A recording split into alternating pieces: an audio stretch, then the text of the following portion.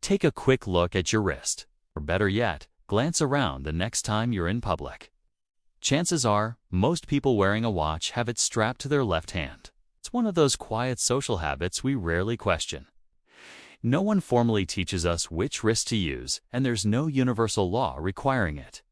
Yet, the left wrist somehow became the global default. So, why is it? Is it tradition? Comfort? Military influence? Watch design? Or just one of those customs that stuck without anyone really thinking about it?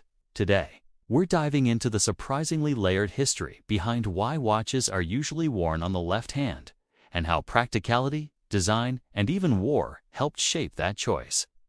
To understand the left wrist habit, we need to go back to a time when wristwatches weren't common at all. For centuries, portable timekeeping meant one thing: the pocket watch. Popular from the 16th century onward, these were usually tucked into waistcoat pockets and attached to chains. Wristwatches, on the other hand, were considered decorative accessories, mostly worn by women. In fact, the first known wristwatch dates back to 1810, when Caroline Murat, Queen of Naples, commissioned one from legendary watchmaker Abraham Louis Breguet. It was delivered in 1812 and described as an ultra-thin, oval-shaped timepiece mounted on a bracelet made of hair and gold thread. At the time, it was more of a luxury novelty than a practical tool. That perception began to shift in the late 19th and early 20th centuries. A major turning point came in 1904, when Brazilian aviator Alberto Santos Dumont asked his friend, Louis Cartier, to design a watch he could read while flying without removing his hands from the controls. The result was the Santos wristwatch, one of the earliest modern wristwatches created specifically for men. Then came World War I. Soldiers quickly realized pocket watches were impractical in combat. Pulling one from a pocket while coordinating artillery or attacks simply wasn't efficient. Wristwatches, sometimes modified pocket watches fitted with straps, became essential battlefield tools. By the war's end, the wristwatch had transformed from jewelry into a symbol of function, precision, and modern life. But this still doesn't explain why the left wrist won. The most practical explanation comes down to human biology. Most people are right-handed. Even today, roughly 90% of the world's population favors their right hand for writing and fine motor tasks. Wearing a watch on your non-dominant hand simply makes sense. Your dominant hand does more work writing, lifting, opening doors, using tools. Putting a watch on that wrist increases the chance of scratches, bumps, and general wear. It can also feel uncomfortable when bending your wrist repeatedly. So, if you're right-handed, wearing your watch on your left wrist keeps it out of the way. It also makes it easier to check the time while your dominant hand is busy. You can glance down without interrupting what you're doing. Over time, as wristwatches became mainstream in the early 20th century, this practical choice became a social norm. The majority of right-handed people wore watches on the left wrist. The habit spread, and eventually, it just became the way it's done. Here's where design quietly locked the tradition in place. Most analog watches have their crown, the small knob used to adjust time, positioned on the right side of the watch case.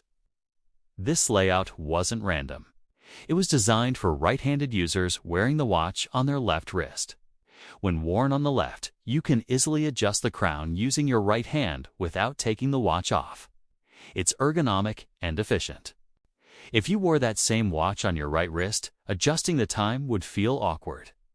As mass production increased in the 20th century, manufacturers standardized this right-side crown placement. Brands like Rolex and Omega produced millions of watches following this layout, reinforcing the expectation that watches belonged on the left wrist. There have been exceptions, and some companies produce left-handed watches with the crown on the opposite side. But these are niche products often marketed toward stylistic preference. The overwhelming majority still follow the right crown design. In a way, engineering solidified etiquette. Military usage didn't just popularize wristwatches, it helped standardize how they were worn. In early 20th century military training, uniformity mattered. Soldiers were trained to perform tasks the same way for efficiency and coordination. Wearing watches on the non-dominant wrist minimized interference with weapon handling, especially for right-handed troops who formed the majority. When millions of men returned home after World War I and World War II, they brought their habits with them. The wristwatch wasn't just a tool anymore. It was a symbol of discipline, modernity, and adulthood, and it was worn on the left wrist. That generational influence shaped civilian norms. Fathers passed it to sons, colleagues mirrored each other, and eventually it felt less like a choice and more like an unwritten rule. If you're left-handed, you might naturally prefer wearing your watch on your right wrist, and many do.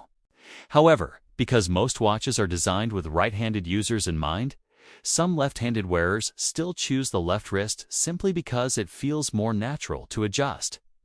Others stick with tradition.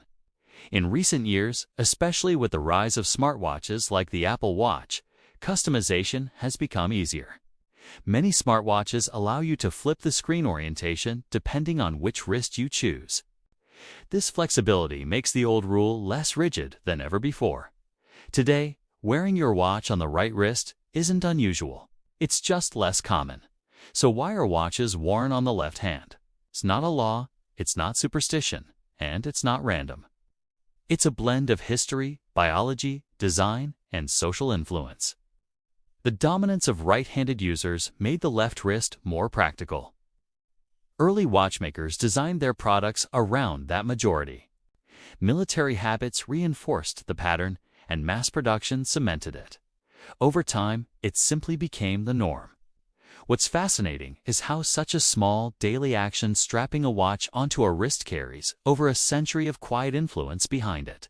Of course, today you can wear your watch however you like. Right wrist, left wrist, it's entirely up to you.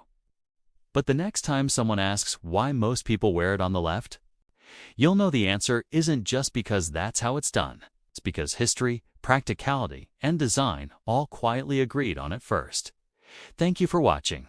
Don't forget to like, subscribe, and stay tuned for more stories woven through the smallest details.